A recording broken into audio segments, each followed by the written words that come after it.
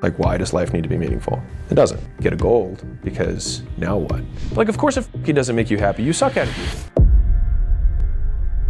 People who want to be happy treat it like, I want to eat so good, I'm never hungry again. Or I want to sleep so well, I never need to sleep again. But I think happiness is much more like that than it is this achievement thing that you like check a box off. It doesn't really work that way. Secondly, I think that all the people that I know who obsess about happiness are the least happy people. Outwardly, sure, but they're the ones who are like committing suicide. I worry about that because it's a goal that by having it as a goal, it automatically sits outside of you, which means there's space between you and the goal, which means you're not actually happy. My goal is to be happy, which means you aren't right now. So I have made meaning, which is ironic because I don't find things inherently meaningful, but I have found meaningful work as I deem meaningful to be the thing that I derive the most joy from.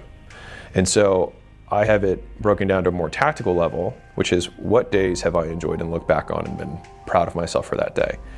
And over probably a 3 or 4 year period, I just looked at the good days and the bad days. And I looked at what the good days had in common and I looked at what the bad days had in common. I've just over time minimized the things that happen on the bad days and maximized the things that happen on the good days. Even to big investments. Like, I am much happier when I work out. Like, rather, not even much happier when I work out.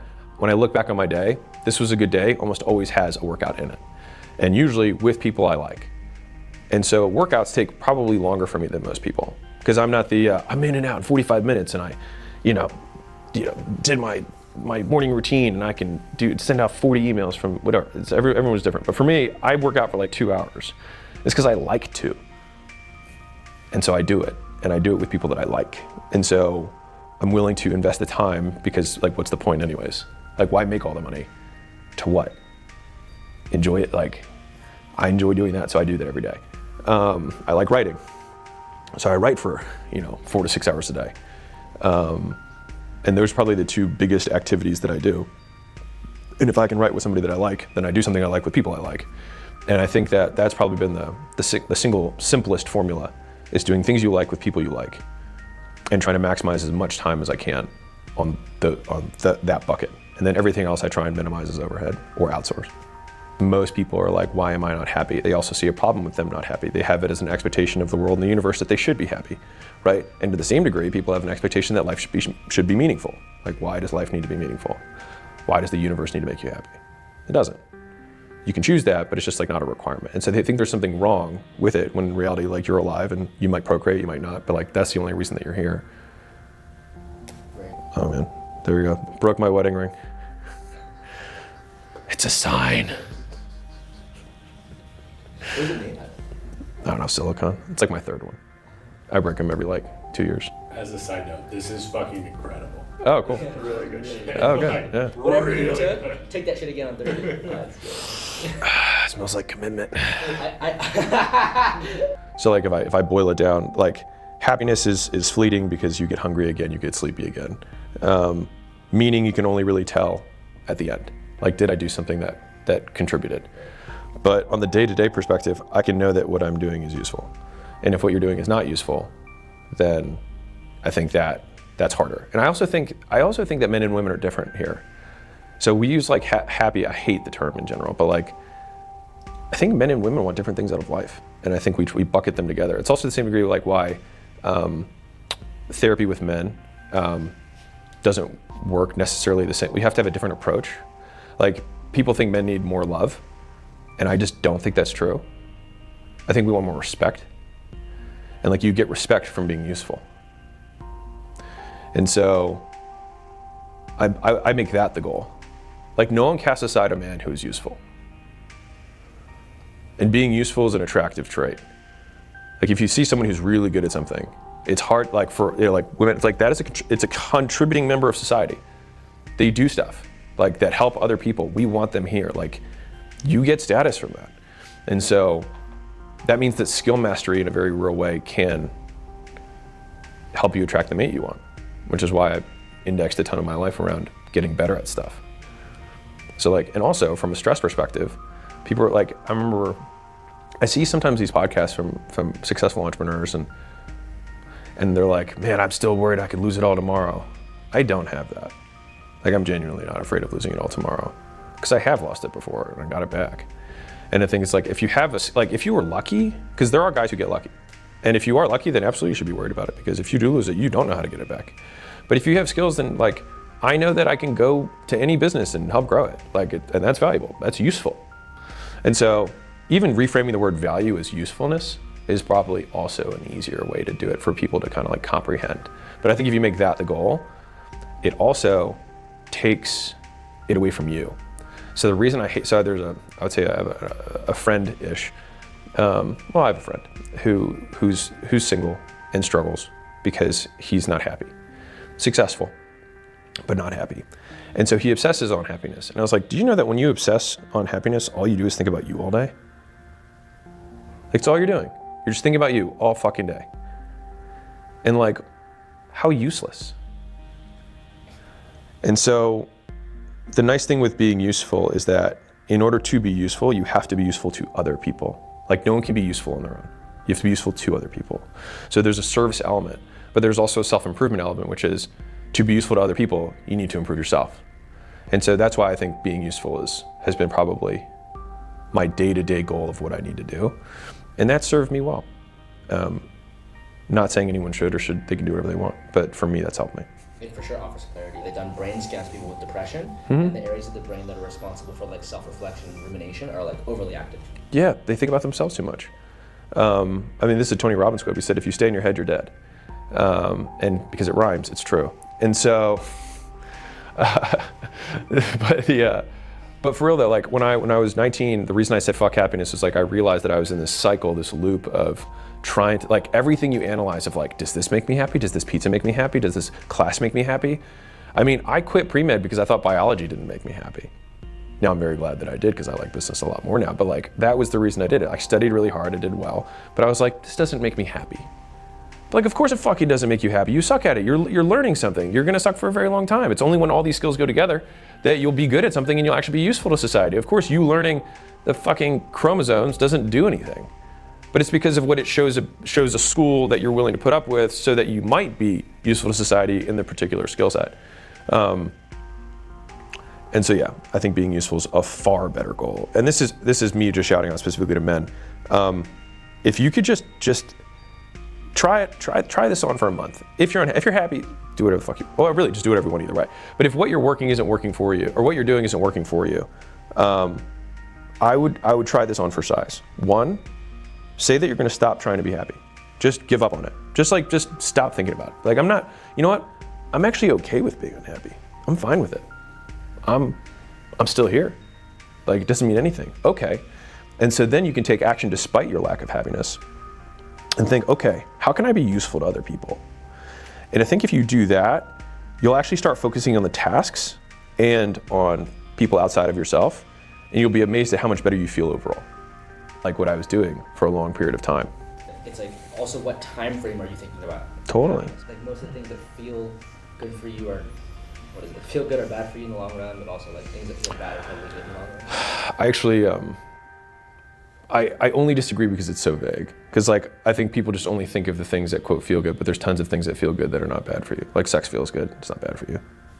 You know, like, it's just, we immediately jump to like cigarettes, booze, you know, whatever. But it's really anything in excess is bad for you. Like, if so much sex that you don't go to work, you don't eat, it's bad for you. You know what I mean? If you, like, even cigarettes, like if you have 1 cigarette a week, doesn't do anything for you. Probably you smoke more than that just walking outside. You know what I mean? For a week in terms of just, you know, CO2 from cars. So it's always, you know, it's always in the dose. Yeah, is maybe the usefulness of that. People want a binary when it's really a continuum. What do you mean by that? People say, oh, I like it, therefore, they want a simple rule, but like, life has way more continuums than binaries. Like good and bad, like first off, define good, define bad. Second off, like it or not, how much, you know, to what degree, how often, like what is good, like whatever. I mean, a really fun one is that I think, so Dr. Kashey and I've talked about this, but like there was this whole thing on drinking a glass of wine every day. Resveratrol is one of the key ingredients. It's like anti-cancer fighting, whatever. But if you look at like centenarians, people who live over 100, a disproportionate amount of them smoke. And so I find that interesting because I think that genetically it means that that person probably has some sort of protection against lung-based carcinogens, which then means they get all the benefits of cigarettes and none of the downsides. And so they're able to basically benefit from all the stress-reducing components of nicotine and smoking, but then just don't get cancer. And so I would argue that like drinking a glass of wine every night has less to do with the resveratrol and more to do with the stress reduction on a continuous basis. So, anyways. So, like the blue zone research, right? Like where those people live. Mm-hmm. Well, that's diet stuff, more so. Like more diet stuff, yeah, it's more diet stuff. Where do people smoke a lot? Everywhere but here. Yeah, we started it, spread it everywhere else, and then said it wasn't cool anymore. Everyone else was like, what the fuck? China's like, yo, we still smoke. Nicotine men make good times. I have a question for you. Do you feel like you have a better descriptor of the subjective experience you're having when you're in quote unquote like the flow state? Like when you're writing, sure. You wouldn't say you're happy, but I know you like writing. Yeah, I enjoy writing. Well, I think one thing is the idea of learning how to enjoy a challenge. So I think a lot of people can get there quickly. Like a lot of people play video games because, okay, so video games are designed to increase in difficulty proportional to people's willingness to, basically they extend intermittent reinforcement. So your first level is always easy and then they extend it a little bit more. They extend it a little bit more. And eventually, believe it or not, you'll have learned the behavior such that they can push it out so far they never need to reward you again, which is why people stay in abusive relationships. We're like, in the beginning it's good, oh I fucked up, oh everything's good again, and then I fucked up more, and then it's good again, and then I fucked up more, and then it's good again, and then eventually it's never good again. But they got reinforced on enough spaces each time that they stay in it. And so I think the difference between a video game and life is that that interval isn't set. And so you're not necessarily gonna have a quick win at level 1, because it's more like you basically get none until you're at level like 20, and then all of a sudden it all comes. And so I think that's the difficult part.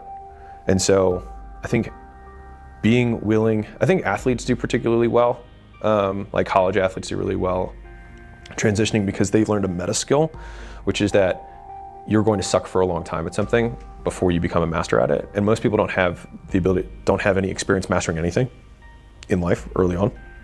And so they have to learn how to work. And so I think learning to work is the most useful thing that you can do. I mean, I think for me, I love finding input-output equations that equal like success of some kind. So it's like if you're giving public speaking, I'm gonna give this example because it's perfect. So Caleb, who's on my team, had said years ago when we met, I don't really like public speaking, I don't like presenting, I don't like any of that stuff. I was like, cool.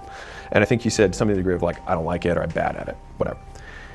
And he did a presentation for the team and it was good. And then he had a bunch of things that he wanted to do better on the next one. Now, between those time periods, I had done the book launch. And so he had seen me prepare for my presentation. And so I did it 100 times over 30 days. So I did it 3 times a day before I gave the book launch. And when there was 500,000 people or whatever that were at the launch, presentation went way better. And he noted that he wasn't nervous at all going into the second presentation compared to the first presentation. And so he messaged me afterwards and said, it wasn't that I was bad at speaking, I was just lazy. And I think that a lot of people mistakenly think they're bad at things. They haven't even learned how to try. And I do think learning how to try is also domain specific. And so like Caleb's an exceptional video editor and media strategist and great with building the team and those skills, but those have been skills that he knew how to work hard at. But this was a completely different skill. And so it's like writing. Like I have a lot of entrepreneur friends who are writing books now. Now they don't know that I come from a background of writing. I got a full writing scholarship to Tufts University, which is a good school.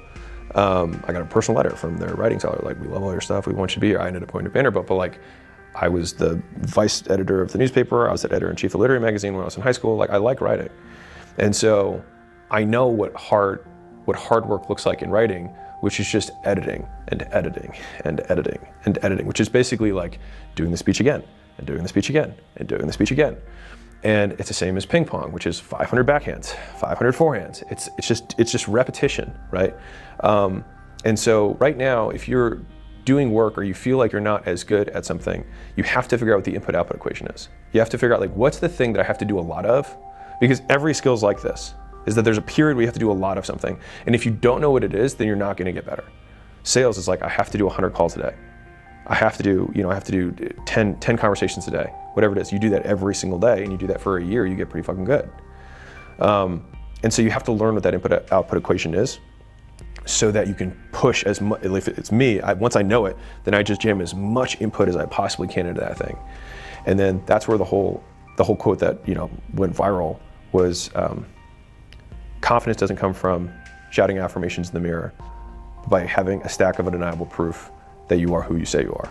Outwork your self-doubt. And so like you become confident by giving yourself the stack of evidence. The 100 times I went over the presentation, I felt confident going into that because I had a stack of proof that I'd already done it perfectly the last 20 times in a row that I'd done it. So why would 21 be different?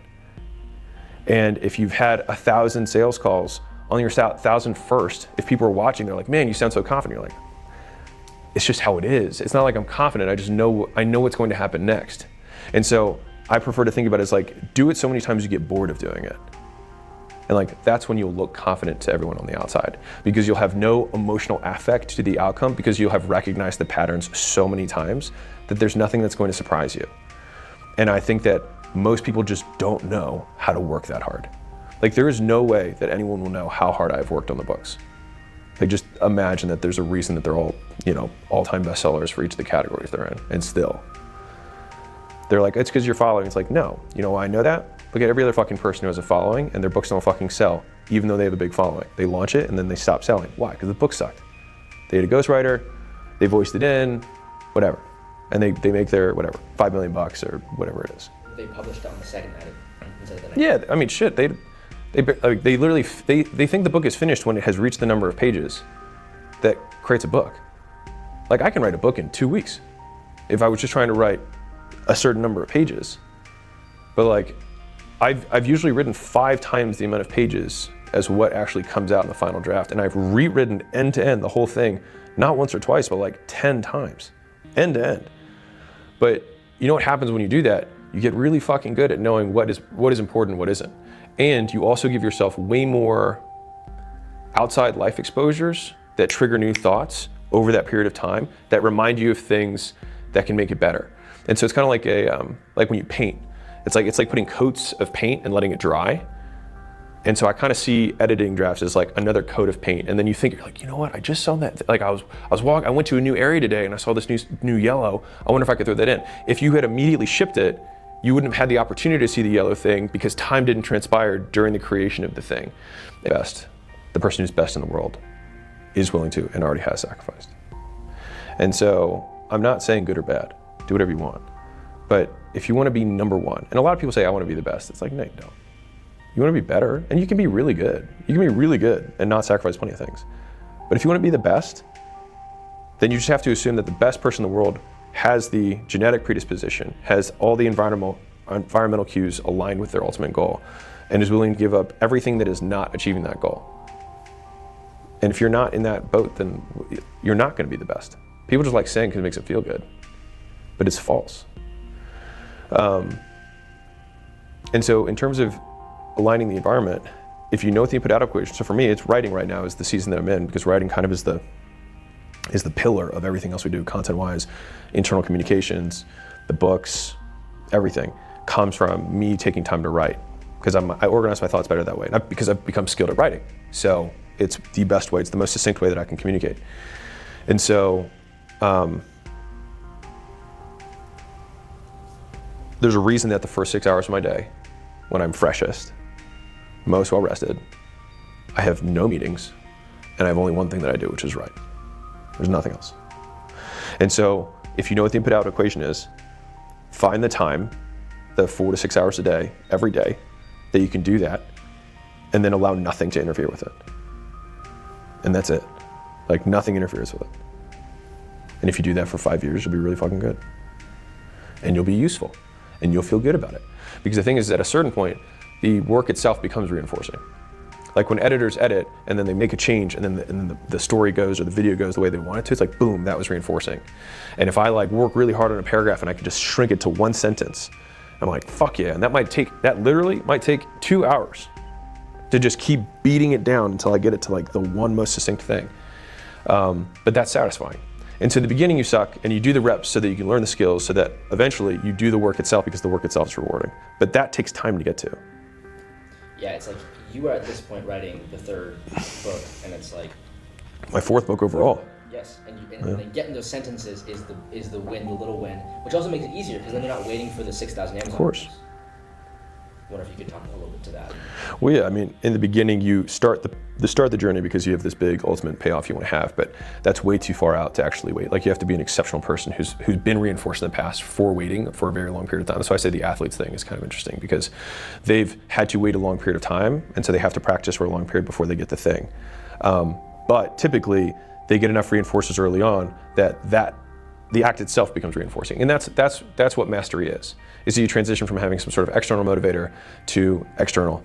I believe all motivators are external, but from the work itself being intrinsically rewarding versus having a carrot of some kind that's been artificially put there, like status or an award or number one or a ranking.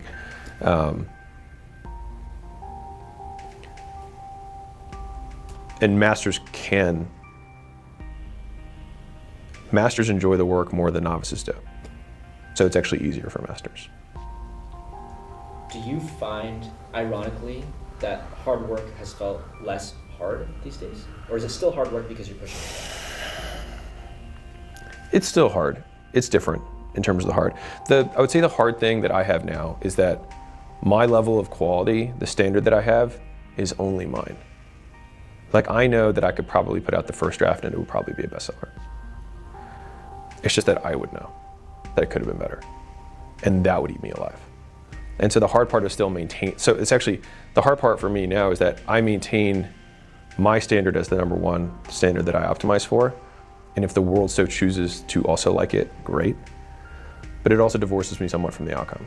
Because if it were just about getting the best-selling book, then I would publish it on the first shot. Because at this point, I do have enough skill that it probably would be a bestseller on its own. But I also think there's a difference between being a bestseller for a season and being a bestseller for 100 years. And so I'm trying to write these books to be bestsellers when I'm dead. So they're still useful. How do you know when you've met that bar? Like, how do you know when a sentence is like... You peak, right? And so there is a point where it's not even diminishing returns, you actually start getting worse.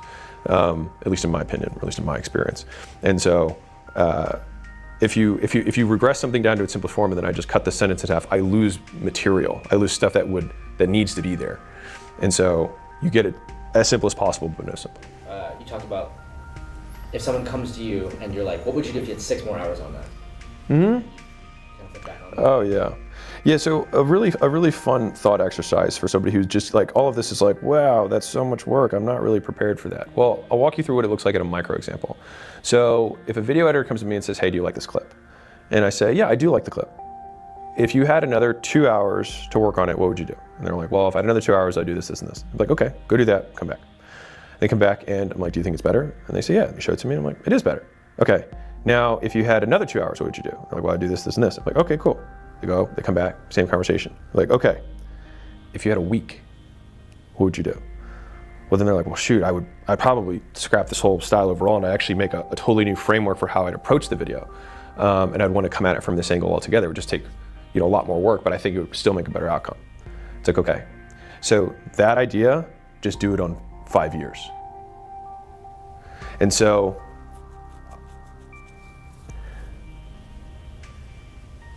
everybody just wants to get it done rather than get it right. And getting it right is where all the money is. I bet you've asked yourself, like, what would you do if you had 50 years to work on acquisition? 100%, and I do it in 50 years. And I do what I'm doing. Yeah. And not trying to chase the quick reinforcement so that you... Sure. Well, it's the quick external loop, but I mean, like at a certain point, you start to develop mastery even around pursuing goals. So, like I've had enough past, like this is book 3 from the $100 million series. Every month I get thousands of reviews and DMs and people who say their lives changed from the first 2 books. the hard part was book one when I have none of that for a year and a half. But once that one's out, leads, I'm like, well, I'm getting reinforcement every day from my writing. And so I write. And so now I have 2 books worth of that. Once the third book's out, there'll be 3 books worth of that. And so maintaining that gets easier and easier just because I have regular reinforcement for writing, not necessarily this book, but writing in general. And so that then means I can generalize past good experiences onto how I act and work now. That's why like you become an expert at pursuing goals because you have pursued goals in the past. I just use writing as an example, but I've pursued goals in the past and sticking it out has had big payoffs. And so when I feel like I'm sticking it out again, I'm reminded of the past times I've stuck it out and it's been worth it. The hard part is for the people who haven't stuck anything out because they've never seen it work. And so the first one's always the hard one. It's like you just have to have faith on some level. You just have to fucking believe that it'll work out. And the thing that carries you over the bridge in the short term is that you are getting better. And if you can just focus on that, then even if the crowd doesn't cheer when you give your presentation or you don't sell books or whatever it is, you'll know. And so it's funny because I look back at the presentation that I gave 5 years ago and I really am embarrassed. But I'm not embarrassed at the effort I put in then. Because the effort I put in then, I really did think it was really good. I just didn't know what good could be. Because I also gave myself 20 hours rather than 200 hours. And so if I only had 20 hours, maybe that is the best I can do. And maybe today that's still the best I could do. I just give myself way more time. But the problem with giving yourself way more time once you see how much good can be, is that you realize how few projects you can do. Right. Which is why you just have to be, that's why like the biggest guys and biggest business titans in the world talk so much about focus, because it's not that like focus is the thing, it's just that it takes so much fucking time to do something right that you can't do more than one thing. So it might be almost part of that, like, I know we keep saying the word happiness, but like happiness equation to have less things that you're trying to optimize for in your set of things that you're working on in your life. If you want to be exceptional at something, it means you have to put a lot of input into it, and you can't be exceptional at very many things because of how many inputs you have and how limited they are. So if time is an input, we all have the same amount of time. And if it takes a huge amount of that time to get good at one thing, then if you take that as the assumption we're basing this on, then there's just not many things you can get very good at. And so then it takes some level of selection to be like, what thing do I want to get good at? How does the 1 of 0 brand fit into this, and how did you conceptualize? Something that you've never done before, and that ideally no one else could do. And so it's an amount of work that most people just don't comprehend. And it's really hard to even describe it, because like I can say I spent 6 hours a day for 18 months on this one project, and people nod their heads. But spend 6 fucking hours on one thing once, and then do it 500 times. And then like you'll start to see like the soul-crushing amount of effort that it takes to stick with it. Now I've been able to extend how long I work on projects because just like the abusive husband thing or the abusive spouse thing, like in the beginning you can have a short project, you get a win. I can work a little longer the next time. I can work a little longer the next time. Books, really good books, are one of the hardest projects to do because you get almost zero reinforcement. It's very punishing for most of the time until, quote, the end. But the process itself, there is some sort of joy in being the type of person who is able to endure that. Because I have a lot of entrepreneur friends who are like, oh, I just finished my book. I'm gonna write a book just like you did. I was like, no, you won't. No, you won't. Because you know they're not willing to put in the time. No. They're like, it worked well for him, I'll do that too. His book was so good, I'll write one too. Doesn't work that way. They've never even written anything. So they're starting at like where I was when I was 15. And I would say the same degree, it's probably like people who look at Mr. Beast now and are like, oh, I'll just go make YouTube videos. Like he started when he was 13. And he's been spending more than 6 hours a day trying to make videos since then. And so there's just like so much depth of knowledge that you can get that just takes time. But the thing is from the happiness perspective, I find a lot of joy in excellence. And I think that work well done provides dividends forever. So if we were to think about like subjective well-being or like purpose or meaning or utility or usefulness, any of those, whatever one you want to optimize for, like I am proud of the first book I wrote. I'm proud of the second book I wrote. I'm proud of the third book I wrote. And I'm proud of the book that I'm writing right now. And when I look back on them, every time I see them and I see people benefit from them, I get a reward for a one-time input, even though it was a year. For the rest of my life, I will get rewarded for that effort. And so it just encourages me more and more to do things the right way. And I think people who build exceptional products think about products the same way, which is like, it has to be right. It just has to. It's all the 100 details. It's not the big idea. It's the 100 details that make the difference between, like the Mr. Beast videos versus other people who try to be like Mr. Beast. It's 100 details that make his videos better. Yeah. It's not like one caption. Yeah, it's not just the thumbnail, right? Like, it's not that. It's 100 things. I've heard you say the word joy a couple times, Mm-hmm. and I'm wondering if you have a distinction between happiness and joy, and if that's a helpful thing to explain. I see joy a lot as just being present in the moment, because I think you can joyfully mourn. Like if someone's, died, I think you can you can find joy in a mourning experience if you're consoling someone else. How is that? I think it's just being present and being okay with experiencing life. So I that's how I see joy. Now, I haven't defined it, and I'll probably spend more time defining the words, but I just see it as being present. Like I experience joy when I am present. Like, I'm enjoying this. I feel very present right now. As soon as you give up the goal of happiness or even meaning, then it stops being this thing that's outside of you. And so it allows you to be present in the moment and do what you want to do, or do what you need to do. And so if you always have this thing that you're measuring against, one, there's always a delta between where you are and where it is. But I think oftentimes it'll optimize for the wrong path. And I think happiness for most people is pleasure seeking. So they call it happiness, but it's really hedonism. And I don't like to appeal to religion, but in terms of old ideologies,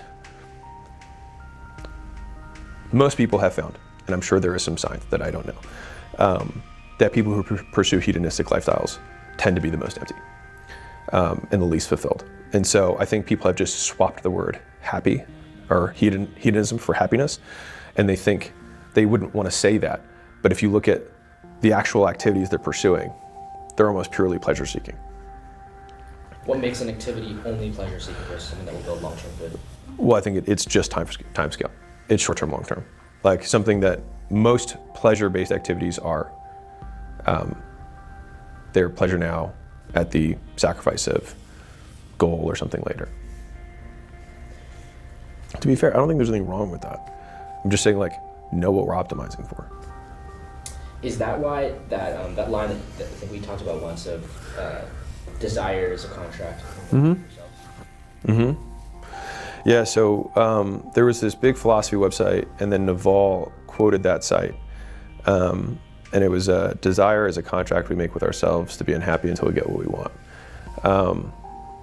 And I mean, I fundamentally agree. Whenever you want something, it means you don't have it. And you basically create deprivation within yourself to motivate behavior. So if we see motivation as the equal opposite of deprivation, like you're horniest when you haven't fucked for a while. You are hungriest when you haven't eaten for a while. You have a huge motivation to sleep when you're exhausted, right? And so if we want something, we create deprivation within ourselves to motivate ourselves to get it. But by creating deprivation, we basically create, now he calls it unhappiness, but I don't know if I necessarily agree with that as I think we create deprivation. Because would you still say there is a gap between what you have and what you want? Sure. Yeah. Like you want something that you don't have. But I mean, I think the way to skirt that is wanting a challenge. And so if you just genuinely want to fight bigger and bigger bosses, then the fact that you get the gold at the end becomes, like, if anything, the gold at the end is like irrelevant. You just want to find the next boss.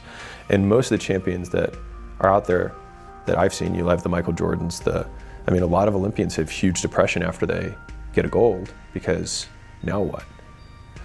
And so it really, and I think you can see how people react to victory tells you what motivated them, or rather what they were deprived of. So if the goal was to be exceptional, then that person hits the gold, sees it as a foregone conclusion, and is just excited to move on to the next thing. If they made their entire life about getting the gold, then they have no idea what to do, because they were married to the outcome, not the process. And again, I think that you can win either way. I absolutely think you can win either way. but it definitely changes how long you can play. Yeah, it's like for the right thing, that gap actually becomes an enjoyable process again intrinsically. Well, it's not even the gap. It's just that if you want the challenge, then you basically create goals to create challenges. You don't create goals to achieve goals. You set new goalposts just so that you can have the trial. And so like, someone's like, what happens when you hit 1 billion? I was like, I'll make it 10. And when I hit 10, I'll hit 100. It doesn't matter because I'll die and I'll give it all away anyways. It's irrelevant. But it's just like, I wanna be better. And the only way to be better is to do the work that I know I should do. And so that way, every day, I'm doing the work, and at least for me, that has worked. Do whatever you want. That has worked for me. I feel like some people talk about that, like moving the goalpost things in the negative of like, oh, people reach one thing and then. But I guess if you take it from the frame of these are just more challenges that I'll enjoy from, then it's not a problem if the goalposts move. I don't think it's a problem. I mean, if you beat level 1, tend to the garden before you give him a wife. And I find that really interesting. I don't like religion aside. We're built to work. And so for me, especially, I'm built to work. And so if I'm working, I'm good. And like the days that I enjoy the most are the days that I work the longest. And so I just try and remove everything that stops me from doing that. You said something interesting about hell the other day, or heaven, the idea of heaven potentially being kind of like a hell, it's like not doing anything. Oh, it sounds horrible. Well, I mean, if the idea, like I think most people envision heaven like the one meal that's going to be so good they're never going to eat again. They're going to be so elated to just be singing with the angels. It's like, yeah, but play it out. Like, then what? Like, okay, got it. We sang with the angels from 9 to 10, and then from, then I had a feast, you know what I mean, from 10 to 11, but I got to keep my idealized body, my I don't know, Christianese for idealized body, glorified physical form. I got to keep that the whole time. It's like, okay, well now it's noon. Now what do? Well, dogs are all there because all dogs go to heaven. Great, good to know. But if your wife dies, then it's like you have 3 wives up there. You're like, yeah, but I mean, technically we were at different times. So it's like, how do we do with that? Whatever, God's figured it out. But again, I think it's just this fallacy of work-life balance. Like I think heaven is literally just an extrapolation of work-life balance as a concept, which is I'll just be able to do life and no work. But the first thing God fucking does in the Bible is give someone work. And so I think so many people would be helped out if they just stopped labeling it as a bad thing and started seeing it as the way to get what they want. And then eventually to make it the thing they want. Because and this is like a little bit of an abstract idea, so it takes a little bit more processing power to conceptualize this, but there's goals, and then there's working to hit the goals. And then there's the idea of love the process, but there's the subscript of so that you can hit the goal. But in my opinion, it's just work. Not so that you can. It's just work. And it's like, well, what do you mean? It means like working is the goal. Like working as hard as you can and learning how hard you can work and how well you can work and how right you can make things and how well you can do them. Like pushing that, expanding my capacity to work, not so that I can. Like expanding my capacity to work so that I can work more. Like if you can do that, then you have the self-fulfilling loop. And then you also become completely divorced from the outcomes, which ironically, when you do work that way, you do have outsized outcomes compared to everybody else. But you do it because you work so fucking hard, because you're addicted to working and you like that game, and the goals just happen as a consequence. But I don't even like saying the goals just happen as a consequence, because it still gives the idea to the listener or the watcher right now that that's the point. And it's not. Because even if your goal is to be the richest man in the world, okay, let's say that's your goal. For how long? Every richest man in the world is the richest man in the world for, they touch the top, and then boom, something changes the economy, whatever it is, and then another richest man in the world comes up. Like, who was the richest man 20 years ago? Actually, 30 years ago. A bunch of Japanese guys. And then Japan's economy crashed. No one even knows those guys' names. And so it's like, making the goal, even as audacious as those guys' goals were, right? And let's say you're number 2, but even let's say you're number 1. For how long? And so that's why I think that the work is the goal. Not so that you can, just the work is the goal. And learning how hard you can work and being proud of yourself for how much harder you work today than you did yesterday. You have a tweet that like perfectly ties this together. You hit the goals that you said you wanted to be happy a long time ago. Yeah. Is that kind of what you mean here? Who are you actually? Well, it's you've already hit goals that you said would make you happy. And I might have put years ago or something like that in there, but it's just funny, like years ago you set goals that today you've hit and you said you would be happy and yet you're not. And so it's because the concept of setting these goals presumes, like the ultimate unhappiness equation is, if I get X, I'll be happy, right? Like we all know that one. Because that's the guarantee of it not happening. Because it automatically, the entirety of your existence is outside of yourself, and then the moment you hit it, then what? You set another one and then it's outside of yourself, right? And so if the goal doesn't change your entire life, then you can basically be achieving it every day. If the goal is to work as hard as you can, every day you can work as hard as you can.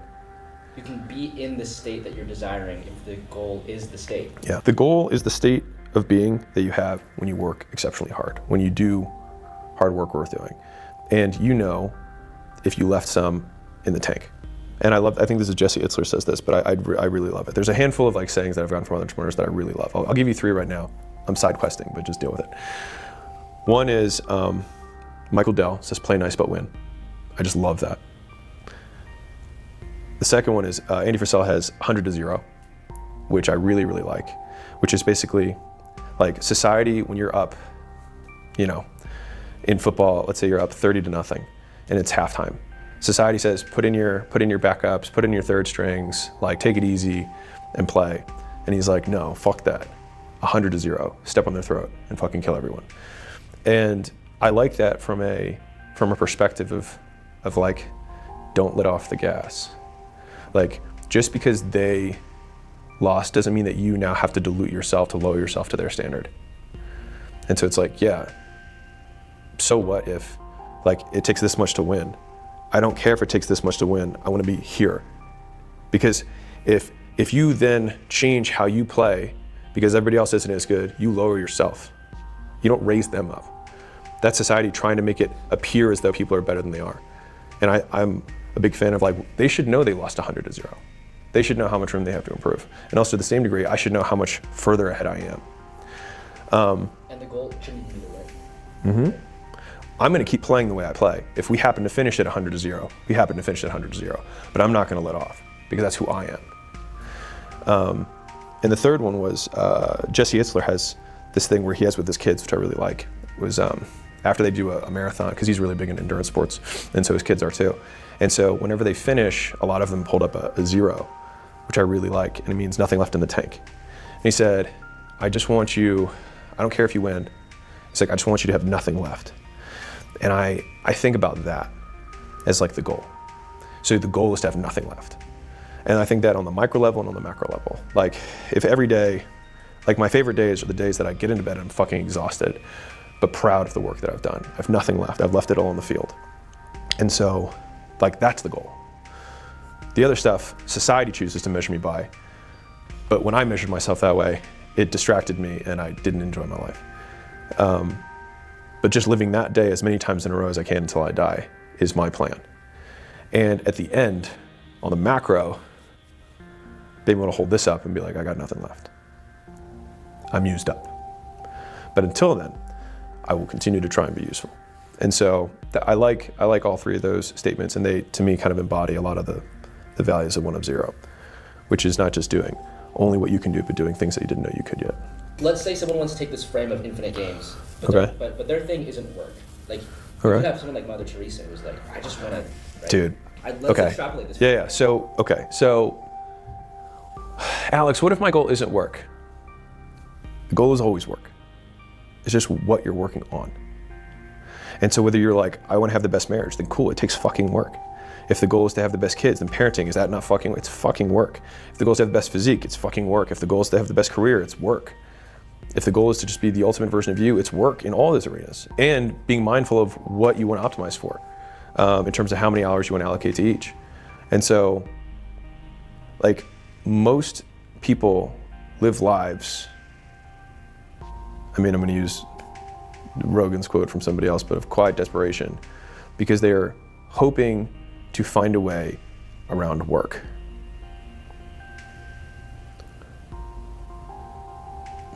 But work is the way.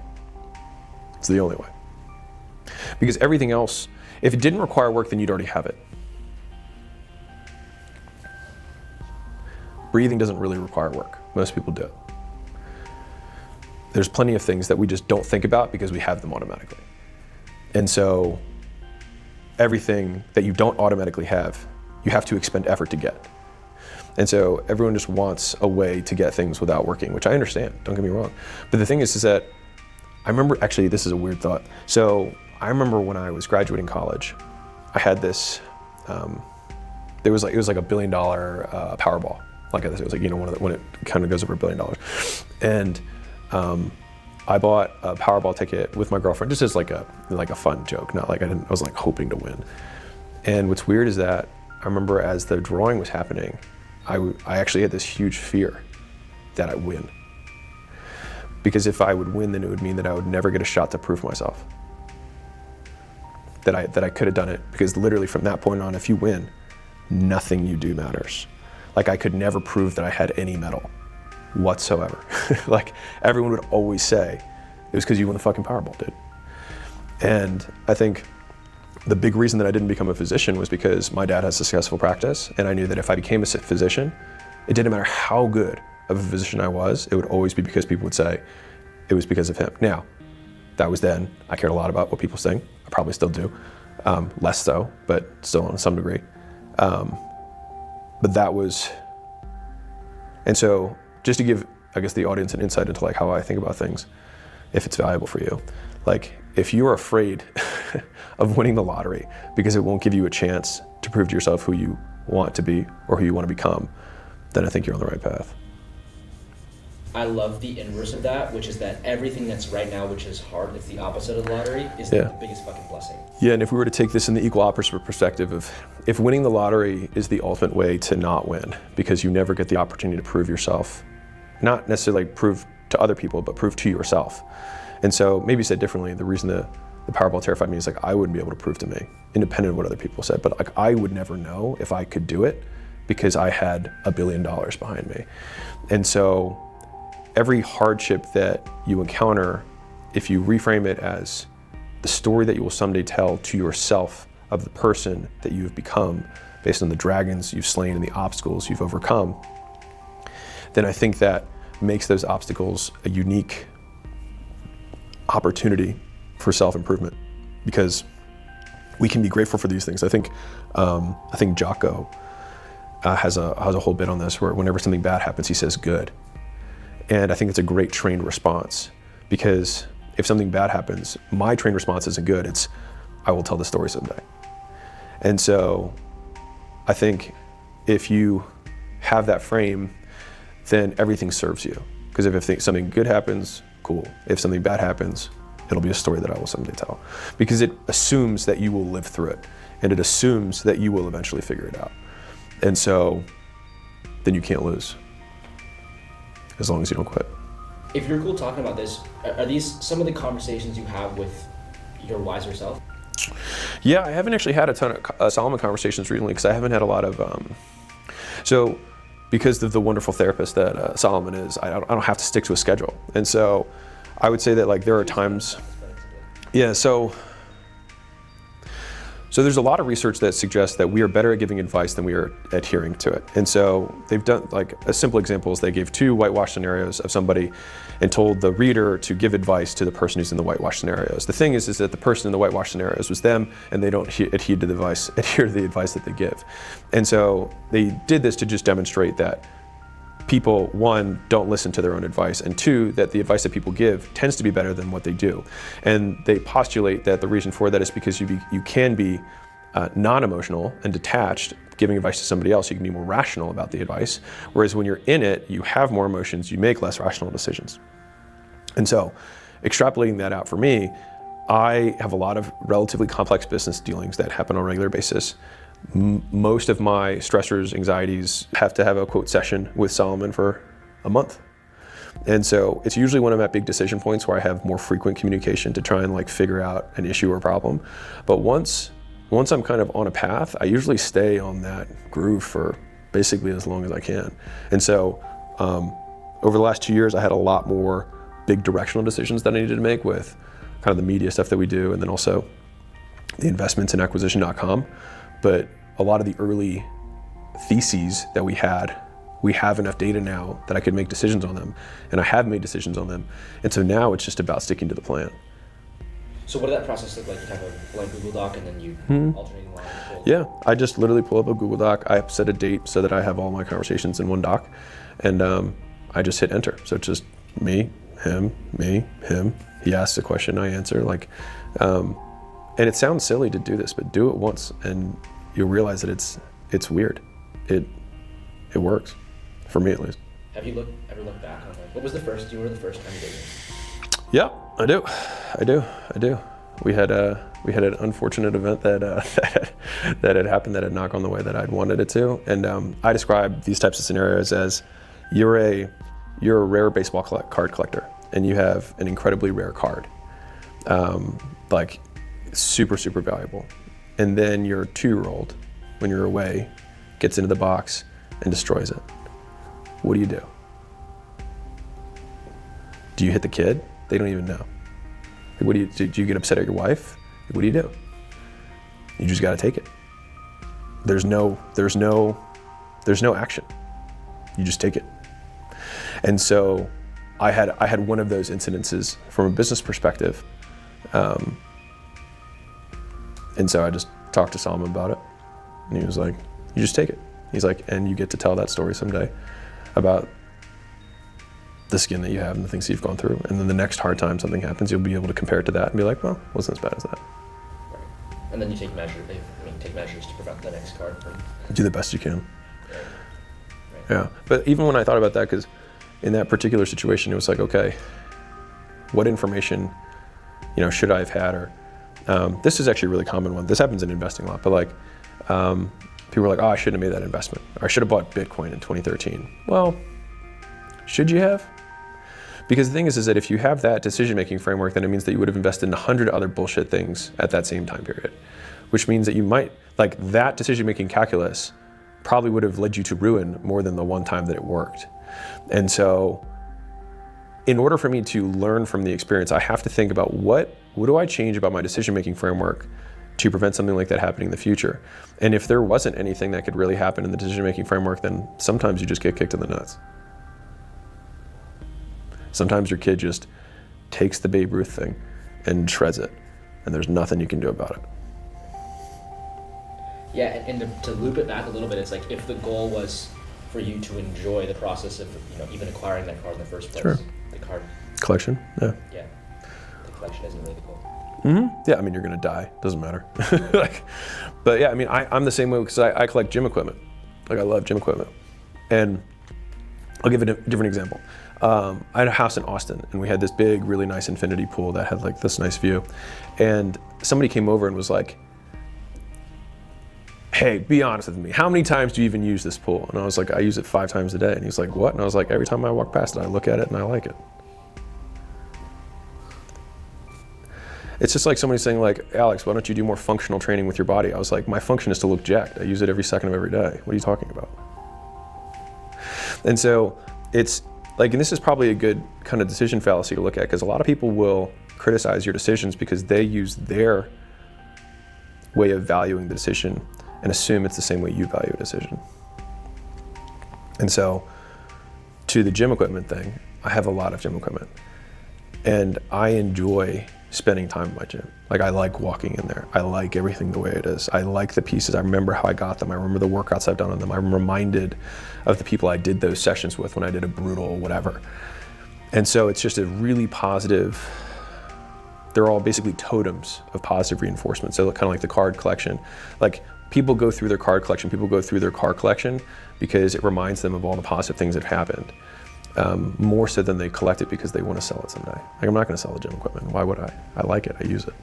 But I think it follows along the same thing as like, I enjoy obsessing about it. I enjoy getting everything right. I enjoy the pieces. I enjoy the layout. And like I spend way too much time on it if I only was optimizing for money, which I'm not. I mean, it's a component, but it's not the only thing. I actually love hearing you talk about journaling because I think it's like an interesting look in, anytime you hear someone talk about something they love, it's like a really great insight. What do you like? Like, I hear you talk about strength curves. I feel like we'll do that with the equipment because it'll make more sense there. Okay. Yeah. But I think at least for me, like everybody, I think most people, I'll say it this way, regardless of culture, all cultures respect excellence. And excellence comes from nuance of understanding. And so people look at bodybuilders, for example, and they see them on stage and they're like, oh my God, that's so gross. And it's because they don't have any level of appreciation for the many things that go into that, not just the effort, but even from a product perspective, they're like, wow, look at his delts compared to his biceps. Look at where his muscle bellies tie in. Look at his lats spread. Look how small he was able to keep his waist while also building such a big back. Look at his vascularity compared to somebody else who might be more, grainy, whatever. And so they usually even have the language to describe what they're seeing.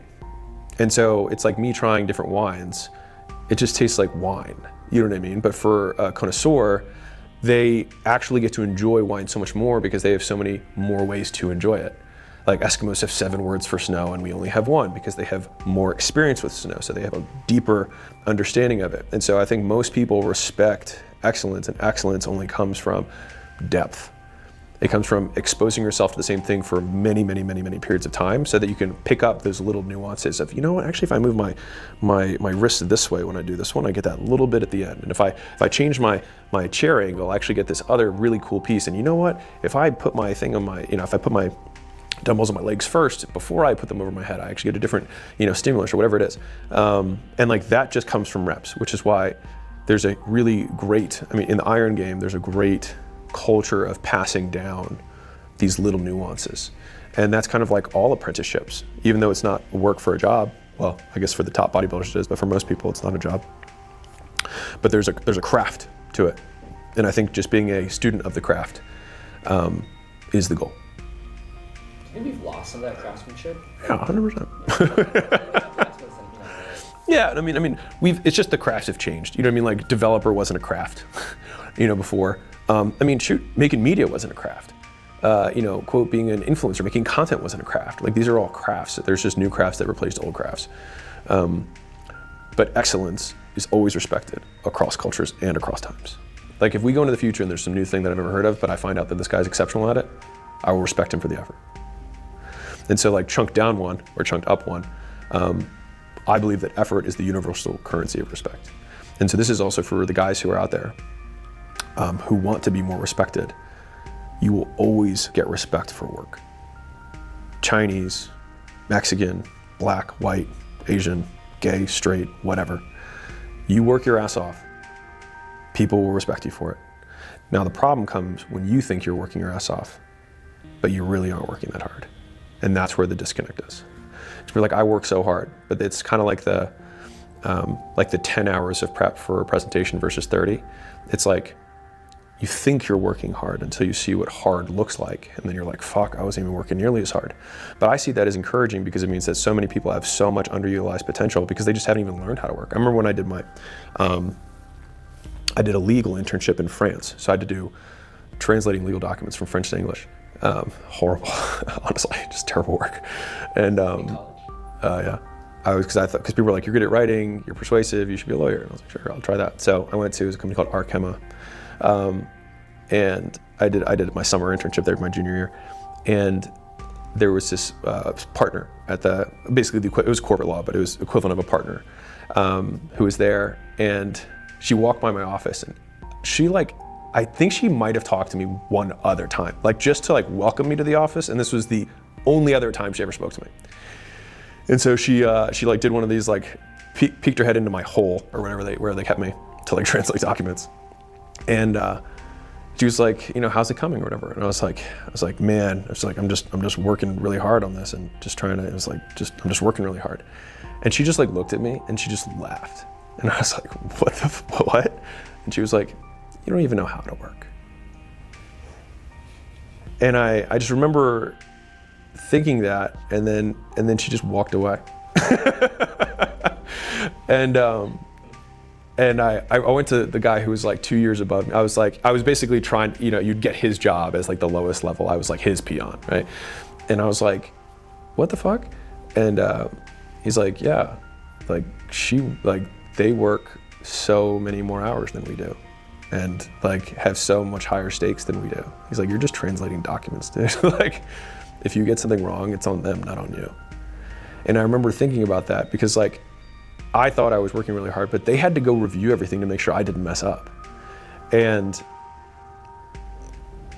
especially in a job like law where you usually have billable hours, like you literally, in order to get paid, you have to spend time. Like it's just so clearly connected that those people just kill themselves in terms of the amount of work that they put out. And now that I'm at my position now, I 100% agree. Like I didn't know how to work. Like I was like the idea that I could work, like she was like, you don't even know how to work yet. And it was only later that I had a different guy who was like, you'll learn when you get older. They're like, it takes time to learn the skill of effort. And so I really genuinely believe that succeeding isn't hard. Learning how to try is hard.